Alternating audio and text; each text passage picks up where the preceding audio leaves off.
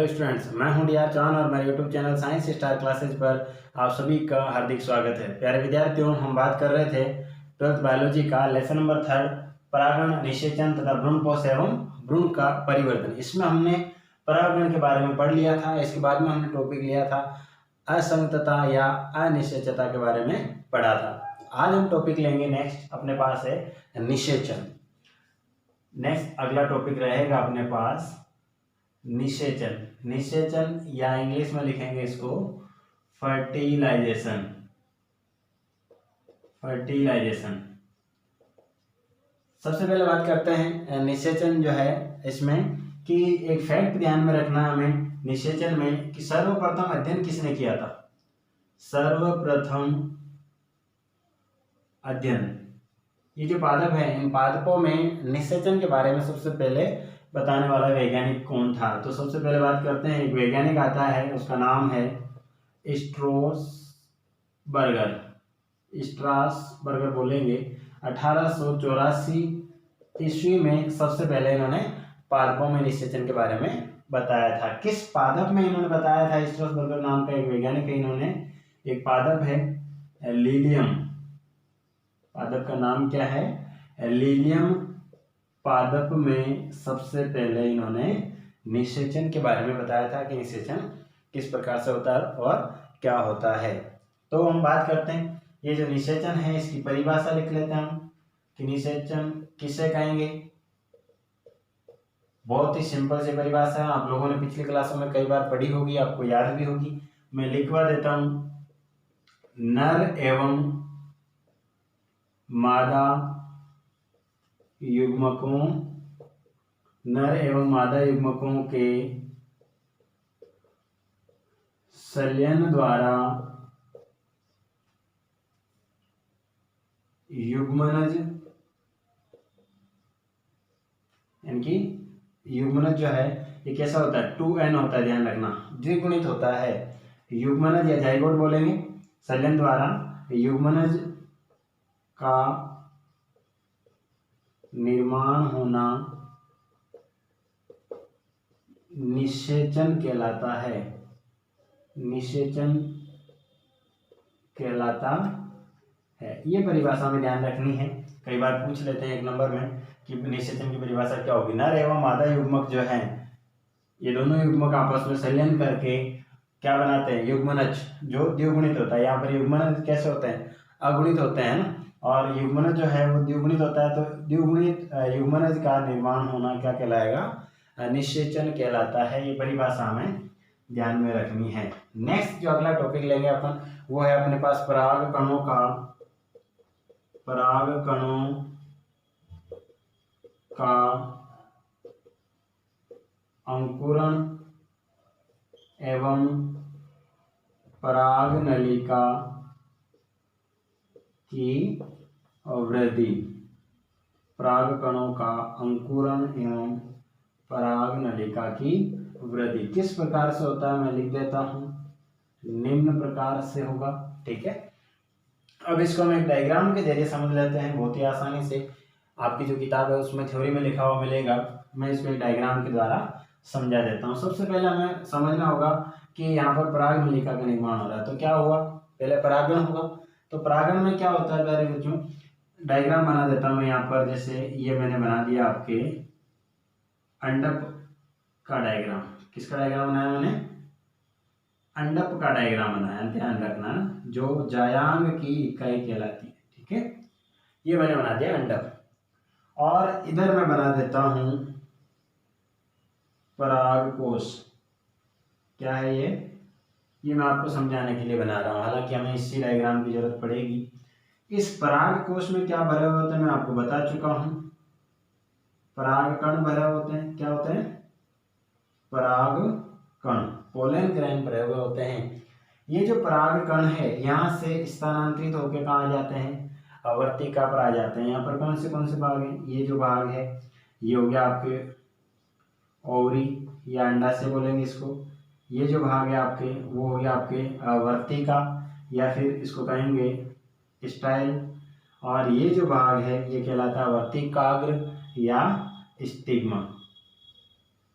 ठीक है बच्चों, यहाँ तक आपको समझ में आ गया होगा। मैंने पहले भी ये संरचना आपको कई बार बता दी है। तो ये जो परागकण है, जब परागण होता है, कब परागण होता है उस समय परागण में ये जो पराग कोश से परागकण मुक्त होकर के कहाँ आ जाते हैं, अंडक की वर्तिकाग्र पर आ जाते हैं, इसी को हम कहेंगे परागण। तो ये परागकण यहाँ आकर निकल करके यहाँ आ जाते हैं। तो मैं इनकी संरचना बना देता हूँ। मैंने आपको परागकण की संरचना बना के बताई थी। इस तरह की कुछ संरचना होती है जिसमें यदि द्विबीजपत्री पादप है तो उसमें 3 जनन छिद्र दिखाई देंगे। कितने जनन छिद्र दिखाई देते हैं? 3 जनन छिद्र दिखाई देते हैं। इसके चारों तरफ क्या होता है? बाह्य चोल होता है। ये संरचना हमने अच्छे से पढ़ी थी। 2 आवरण होते हैं, एक तो बाह्य चोल एक्साइन और एक अंत्य चोल इंटाइन। फिर इसमें क्या होता है, एक केंद्रिका रेक्तिका होती है, एक केंद्रक होता है न्यूक्लियस, और बाकी हो जाएगा इसमें जीव द्रव्य। बस हमें 2 बातों का ध्यान रखना है यहाँ पर। एक तो हमें ध्यान रखना है ये क्या है, यहाँ पर एक्साइन है यानी कि बाह्य चोल है, और एक हमें ध्यान रखना है ये है अपने यहाँ पर इंटाइन यानी कि अंत्य चोल। अब होता क्या है, ये यहाँ से परागकण जैसे ही यहाँ पर आते हैं, अब अलग अलग माध्यम से आ सकते हैं। पराग अपन पर परागण की विधियाँ पढ़ी थी जिसमें वायु के द्वारा, जल के द्वारा, पक्षियों के द्वारा, है ना, ये अलग अलग 5 विधियाँ पढ़ी थी। ये परागण इस वर्तिकाग्र या स्टिग्मा पर पहुंच जाते हैं। जैसे ही यहाँ पर पहुंच के इसके चिपकते हैं, यहाँ पर वर्तिकाग्र पर चिपकते हैं, तो यहाँ पर क्या होता है, ये जो वर्तिकाग्र है ये कुछ पदार्थों का स्त्राव करती है। यहाँ पर कुछ पदार्थों का स्त्राव करती है। कौन से पदार्थ होंगे यहाँ पर, इन पदार्थों को मैं बता देता हूँ, यहाँ पर लिख देता हूँ। जैसे वसा, शर्करा व रेजिन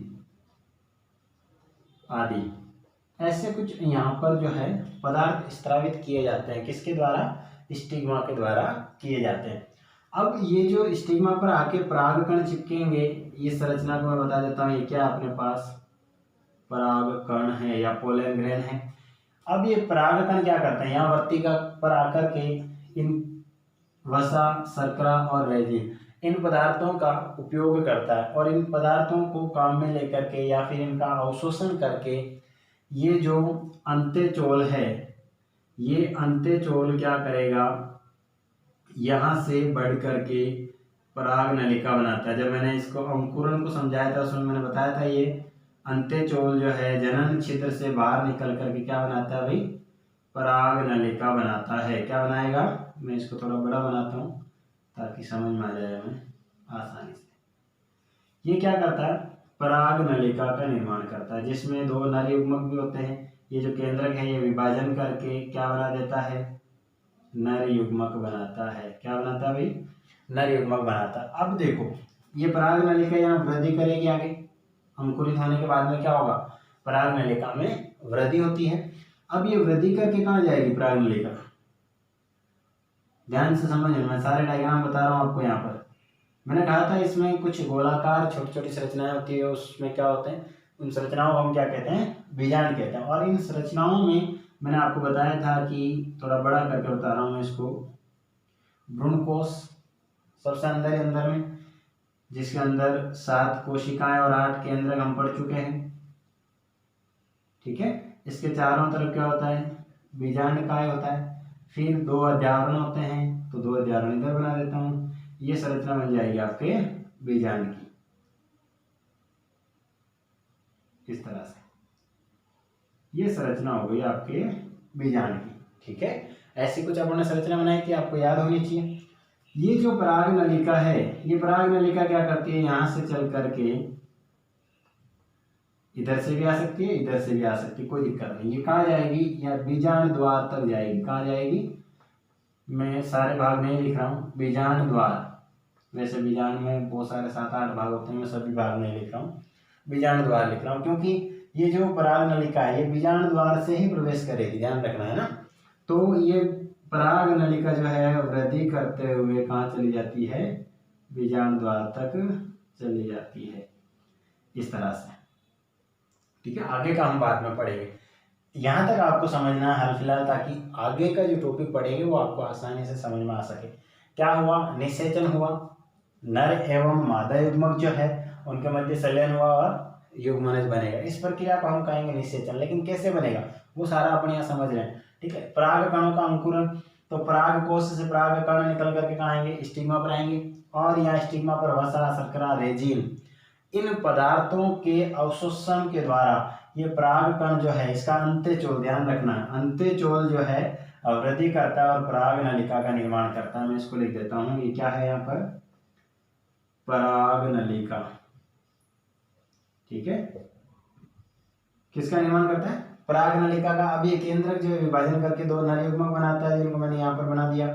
ये पराग नलिका क्या करेगी, वृद्धि करेगी, ठीक है, इन पदार्थों का अवशोषण करके, और वृद्धि करके कहाँ चली जाएगी, बीजांड द्वार तक चली जाती है। यहाँ तक आपको समझ में आ गया होगा। आप एक बार इसका स्क्रीनशॉट ले लें।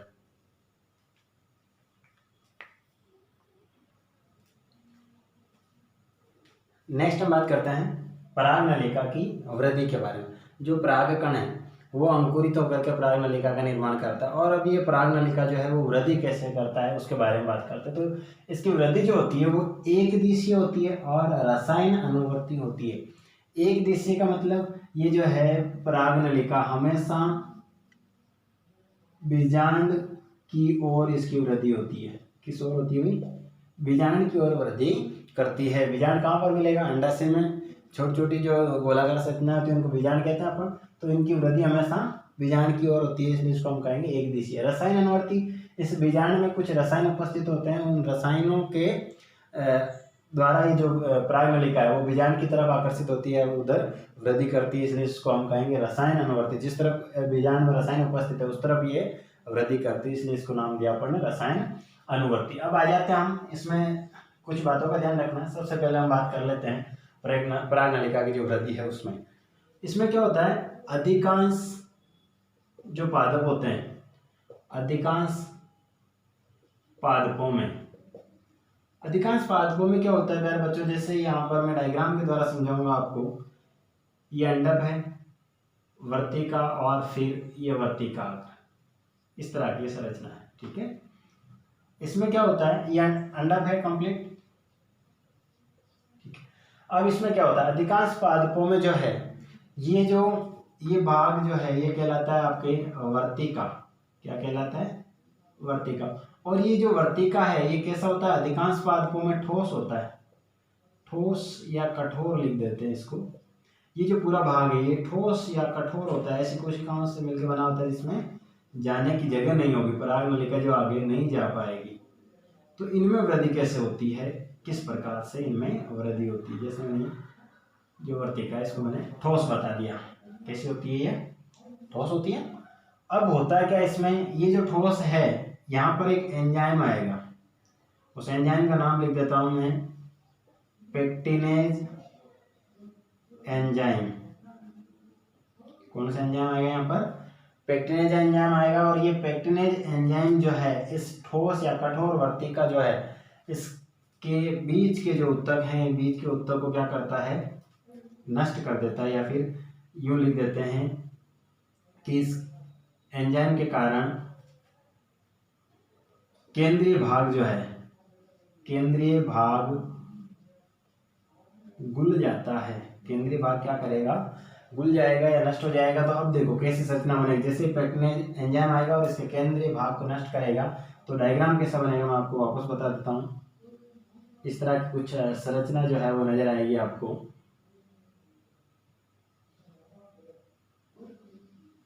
इस तरह की, ठीक है। और ये जो केंद्रीय भाग है उसमें जगह रह जाएगी, और ये दोनों तरफ से जो भाग है वो ठोस हो जाएगा। कुछ ऐसी संरचना आपको नजर आएगी जिसमें होता है क्या, दोनों तरफ भाग जो है वो कठोर रहेगा, और जो इसका केंद्रीय भाग है वो एक तरह से नष्ट हो जाता। तो ये क्या हो जाएगा, पराग नलिका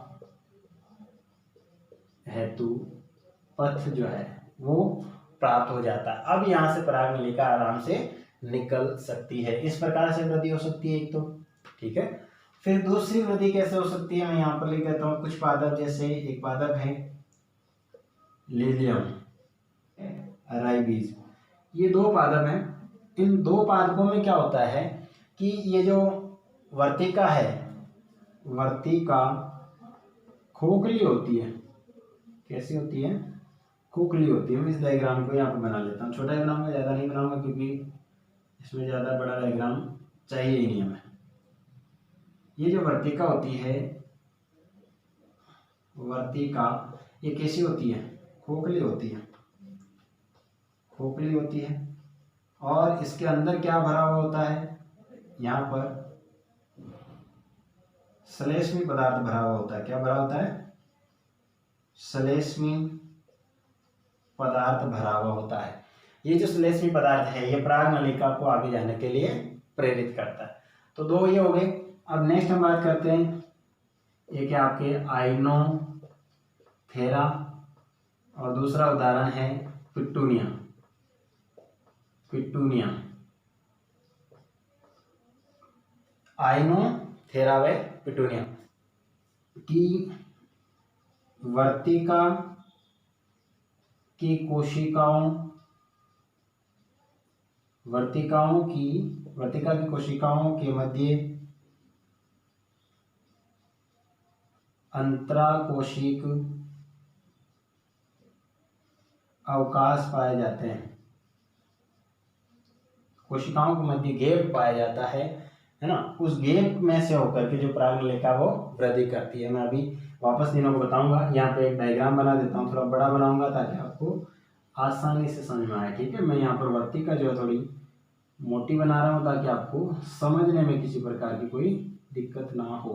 ठीक है, यहाँ पर क्या होता है, ये जो कोशिकाएं होती है, इन कोशिकाओं के मध्य अंतराकोशिक अवकाश पाया जाता है। जैसे मैंने डायग्राम में आपको बता दिया, थोड़ी बड़ी कोशिकाएं बना देता हूँ। इनके मध्य क्या होता है? अंतराकोशिक अवकाश पाया जाता है, जगह पाई जाती है, कुछ गैप पाया जाता है। उन गैप में से होकर के ये जो पराग नलिका वो वृद्धि करती है। तीनों में किस प्रकार से करती है मैं आपको बता देता हूँ। जैसे यहाँ पर पराग कण था, ये पराग कण अंकुरित होकर के और ये पराग नलिका जो है इस प्रकार से वृद्धि करती है। और यहाँ पर मैं बता देता हूँ बीजांड, तो ये वृद्धि करते हुए बीजांड तक पहुंच जाती है। समझ में आ रहा है आप सभी को यहाँ तक? ये जो पराग नलिका है, यहाँ लिख देता हूँ मैं इसको, पराग नलिका इस तरह से वृद्धि करती है। ठीक है, यहाँ पर किस तरह से वृद्धि करेगी? जैसे ये पराग कण है, ये पराग कण अंकुरित होकर के पराग नलिका जो है इस प्रकार से वृद्धि करेगी। यहाँ पर जो श्लेष्मी पदार्थ है वो अंकुरित होने के लिए प्रेरित करता है और ये पराग नलिका जो है बीजांड तक पहुंच जाती है। ठीक है, ये लिख देता हूं मैं, क्या है यहाँ पर? पराग नलिका। ठीक है, अब इसमें क्या होता है, तीसरे जो पादप है आइनोथेरा और पिटूनिया में, इनमें क्या होता है? अंतराकोशिक अवकाश के द्वारा, ये क्या है? कोशिका है, और ये जो भाग है ये पूरा यहाँ से लेके यहाँ तक ये वर्तिका कहलाता है। इस वर्तिका की जो कोशिकाएं हैं, इन कोशिकाओं में देखो यहाँ पर कुछ गैप दिखाई दे रहा है। इस गैप को कहेंगे अपन अंतराकोशिक अवकाश, या फिर आप कह सकते हो इंटरसेल्युलर स्पेस कह सकते हो आप। तो यहाँ पर क्या होता है, जैसे ये परागकण है यहाँ पर आया और ये फिर अंकुरित होकर के क्या करेगा? पराग नलिका बनाएगा। और ये पराग नलिका जो है ये इन दोनों के मध्य जो गैप है, इस गैप से होते हुए प्रवेश करती है। कहाँ से प्रवेश करेगी? जो इनके मध्य में गैप बना हुआ है इन कोशिकाओं के मध्य में, उस गैप के होती हुई बीजांड तक पहुंच जाती है।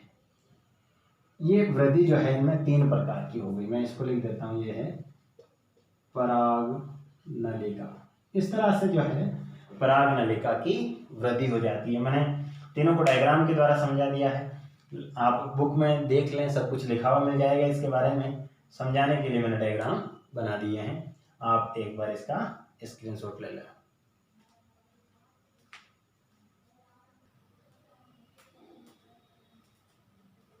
नेक्स्ट हम टॉपिक ले लेते हैं कि ये जो पराग नलिका है, इस पराग नलिका की वृद्धि होकर के ये बीजांड में प्रवेश करेगी। तो बीजांड में प्रवेश है वो किस प्रकार से होता है? अगला हेडिंग ले रहे हैं अपन, पराग नलिका का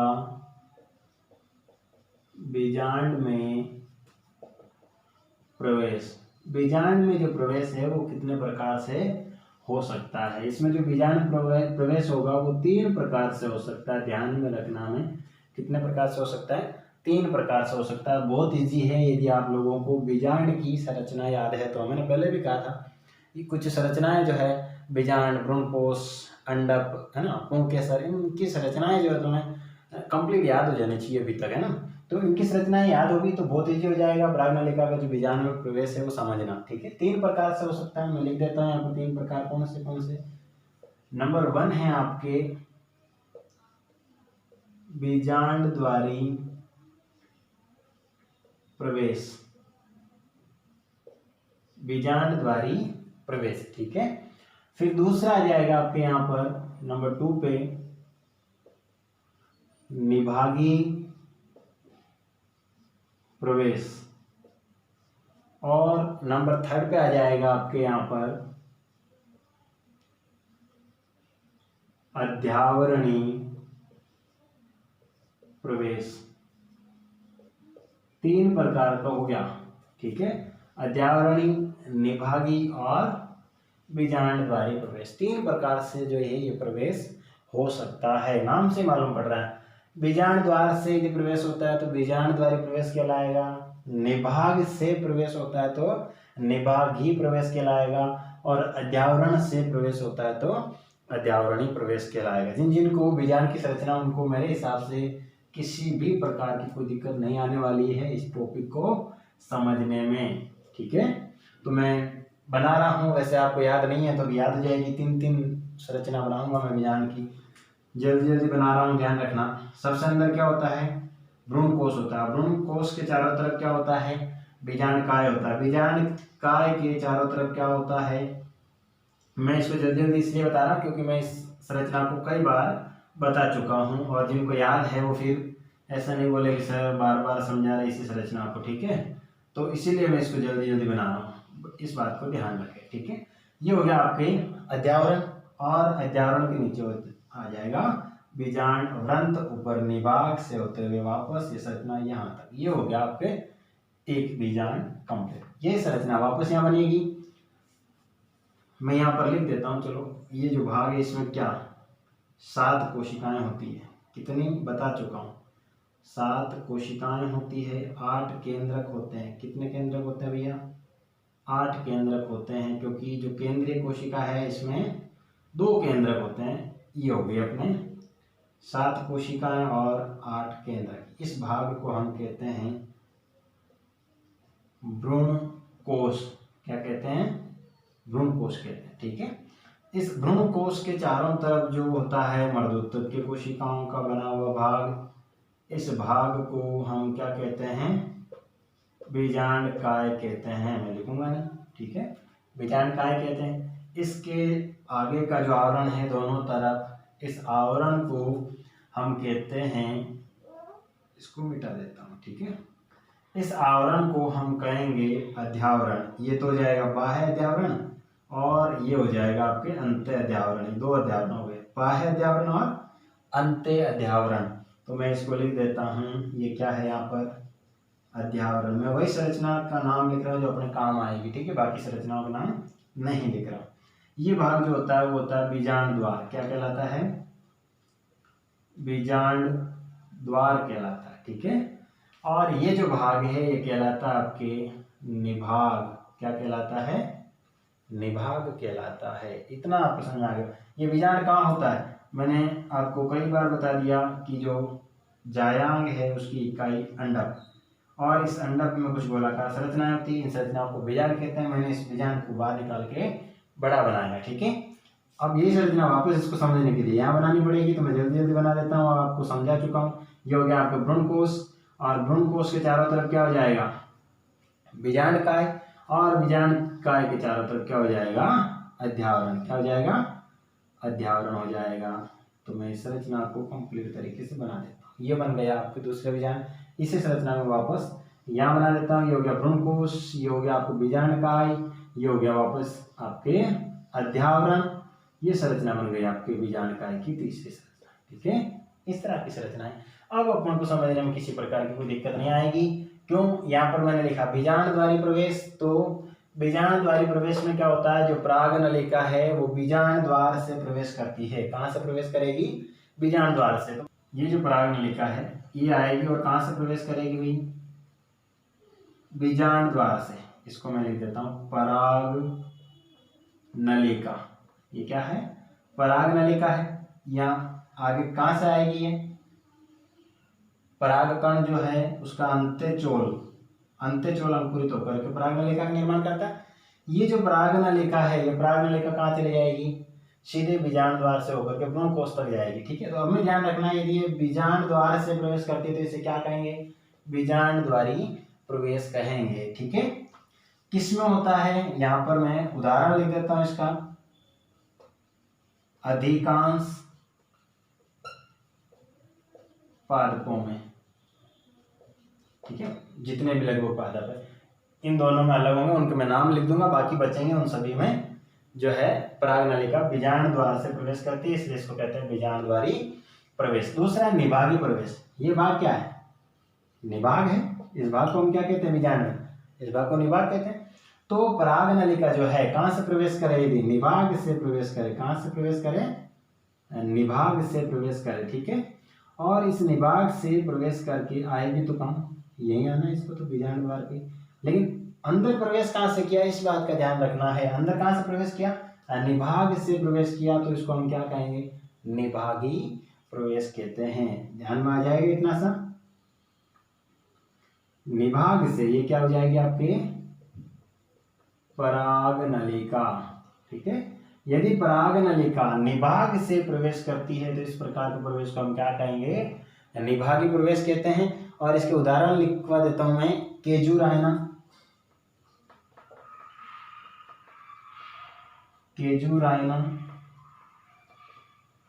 वे एक पादप और है बिट्टुला। ये दो पादप हैं जिनमें निभाग से जो है पराग नलिका प्रवेश करती है। नाम से मालूम पड़ता है अध्यावरणी। अध्यावरण कहाँ है वो? यहाँ पर जैसे मैं बता देता हूँ, ये जो भाग है ये क्या कहलाता है? यहाँ पर दोनों अध्यावरण कहलाते हैं। क्या कहलाते हैं? अध्यावरण कहलाते हैं। ठीक है, और यदि पराग नलिका इन अध्यावरण से प्रवेश करे, ठीक है, इस तरह से ऊपर बता रहा हूं मैं इन दोनों को यहाँ पर। ठीक है, अब यदि पराग नलिका जो है कहाँ से प्रवेश करे भाई? अध्यावरण से प्रवेश करे और फिर बीजांड द्वार तक आए। ठीक है, तो इस भाग से प्रवेश करने के कारण कहाँ से प्रवेश हुई? बीजांड द्वार से प्रवेश हुई। कहाँ से प्रवेश हुई? निभाग से प्रवेश हुई। कहाँ से प्रवेश हुई? बीजांड द्वार से, निभाग से, और यहाँ से आ जाएगी आपके अध्यावरण से। ठीक है, तो अध्यावरण से प्रवेश करती है इसलिए इसको कहते हैं अध्यावरणी प्रवेश। किस पादप में होता है? उदाहरण इसका आपके कुकुरबिटा नाम का पादप है। उदाहरण है कुकुरबिटा। वे पोपुलस। इन पादपों में जो है अध्यावरणी प्रवेश होता है पराग नलिका का। मैं इसको यहाँ पे लिख देता हूँ, ये क्या है? पराग नलिका है। क्या है भाई? पराग नलिका। ठीक है, यहाँ तक आपको समझ में आ गया होगा कि जो पराग नलिका का बीजांड प्रवेश है 3 प्रकार का होता है। बीजांडी, निभागी और अध्यावरणी। ठीक है, बीजांड द्वारी प्रवेश में बीजांड द्वार से, निभागी में निभाग से प्रवेश करेगी और अध्यावरणी में अध्यावरण से प्रवेश करेगी। उदाहरण आपको ध्यान में रखना है, आप एक बार इसका स्क्रीनशॉट ले लें।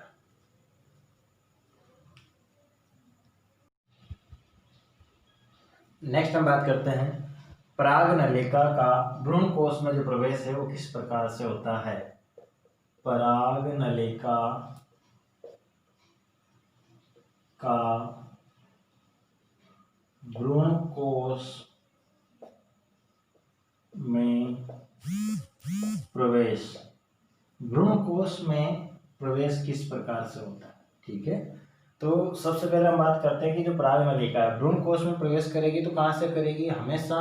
हमेशा बीजांड द्वार वाले छोर से प्रवेश करती है। तो यहाँ पर लिख लेंगे अपन बीजांड द्वार वाले छोर से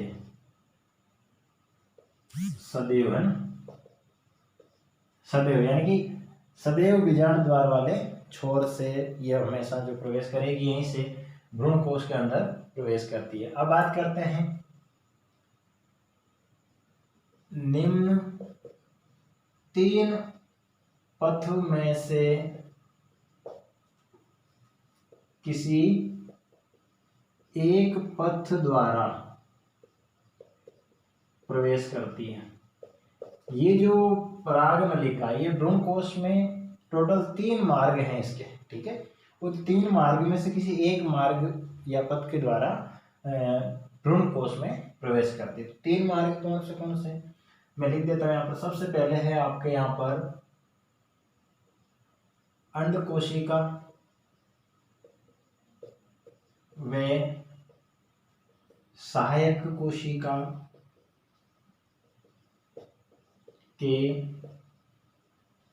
मध्य से होकर के प्रवेश कर सकती है। मैं डायग्राम के द्वारा अभी समझाऊंगा आपको, पहले लिख देता हूं इन तीनों मार्ग को।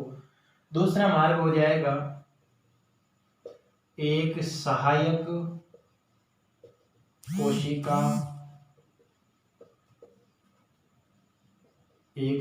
कोशिका को भेद कर,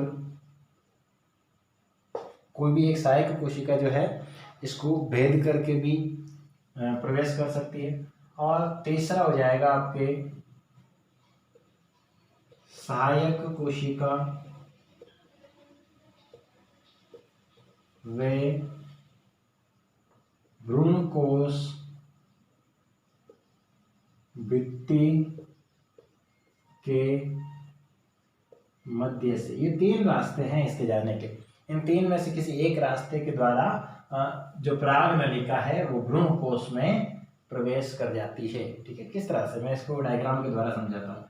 मैंने आपको भ्रूण कोश का जो डायग्राम है वो अच्छे से समझाया था, आपको याद रखना है। कई बार एग्जाम में पूछा भी जाता है, इसलिए आपको ध्यान में रखना है पूरा डायग्राम, ठीक है। ये जो है इस तरह की संरचना हमने बनाई थी, भ्रूण कोश का डायग्राम बनाया था। इस भ्रूण कोश में हमने क्या करा था प्यारे बच्चों, मैंने बताया था आपको कि 3 कोशिकाएं होती टोटल। कितनी कोशिकाएं होती है? 3 कोशिकाएं होती है। इस तरह से मैंने संरचना बताई। 3 कोशिकाएं तो यहाँ पर होती है जिनमें एक केंद्रक होता है, और 3 कोशिकाएं इस तरफ होती है, ठीक है, जिसको हम निभागी शिरा कहते हैं, और इधर बीजाणुद्वारी शिरा कहते हैं, और बीच में 2 सर्जियन केंद्रक पाए जाते हैं और एक बड़ी कोशिका पाई जाती है, ठीक है बच्चों। ये हो गया आपके भ्रूण कोश का डायग्राम। अब क्या होता है, ये पराग नलिका जो है 3 में से किसी एक रास्ते के द्वारा, तो सबसे पहला रास्ता अपन देख लेते हैं अंड कोशिका व सहायक कोशिका के मध्य से। तो यहाँ पर अंड कोशिका हमने इसको बताया था, अंड कोशिका इसको कहेंगे हम। इन दोनों को किस नाम से जानते हैं? अभी इन दोनों को सहायक कोशिका के नाम से जानते हैं। और ये जो बाहर वाली भित्ति है, इस भित्ति को किस नाम से, इस भित्ति को क्या कहेंगे हम? भ्रूण कोश भित्ति कहते हैं इसको, ठीक है। अब देखो कैसे, सबसे पहले अंड कोशिका और सहायक कोशिकाओं को मध्य से प्रवेश करती है। तो यहाँ पर देखो, ये दोनों सहायक कोशिकाएं और ये अंड कोशिका है, तो एक अंड कोशिका और एक सहायक कोशिका, इन दोनों के मध्य से प्रवेश करती है, ठीक है। तो मैं पहला डायग्राम बना देता हूँ। यहाँ पर ये पराग नलिका है, नंबर 1 करके लिख रहा हूँ। पहला जो पथ है या पहला जो मार्ग है वो बना देता हूँ मैं, कि एक सहायक कोशिका और एक अंड कोशिका के मध्य से प्रवेश करते हैं, ठीक है, इस तरह से।